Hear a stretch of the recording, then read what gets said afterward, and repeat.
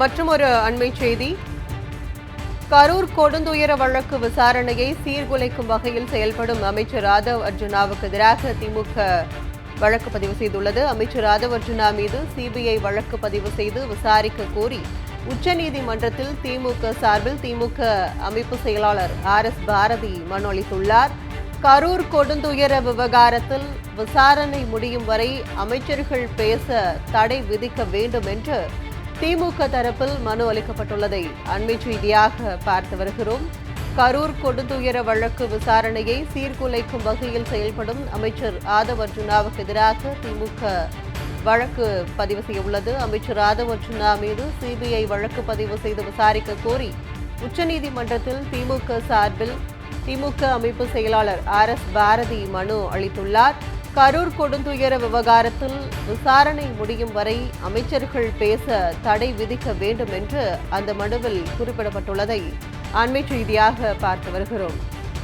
இது குறித்தான கூடுதல் விவரங்களை நமது டெல்லி சிறப்பு செய்தியாளர் பால்முருகன் வழங்க கேட்கலாம்.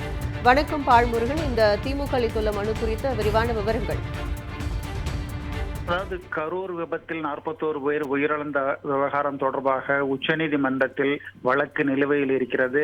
அதாவது சிபிஐ விசாரணை நடத்தக்கூடிய இந்த வழக்கினுடைய மேற்பார்வை என்பது ஓய்வு பெற்ற உச்சநீதிமன்ற நீதிபதி தலைமையில் நடந்து வருகிறது. உச்சநீதிமன்றத்தில் ஏற்கனவே இந்த வழக்கு 2-3 முறை விசாரணைக்கு வந்திருக்கிறது. உச்சநீதிமன்றத்தில் நிலுவையில் உள்ள ஒரு வழக்கு தொடர்பாக அமைச்சர் ஆதவ் அர்ஜுனா பொது வழியில் பேசியதற்கு எதிராகத்தான் உச்சநீதிமன்றத்தில் இந்த மனுவை திமுக தரப்பில் RS பாரதி தாக்கல் செய்திருக்கிறார். ஆதவ் அர்ஜுனா பேச்சு என்பது இந்த வழக்கை சீர்குலைக்கும் வகையில் உள்ளது என்பதால் சிபிஐ அமைச்சர் ஆதவ் அர்ஜுனா மீது வழக்கு பதிவு செய்து விசாரணை நடத்த வேண்டும் என்று தனது மனுவில் அவருக்கு கூறியிருக்கிறார்.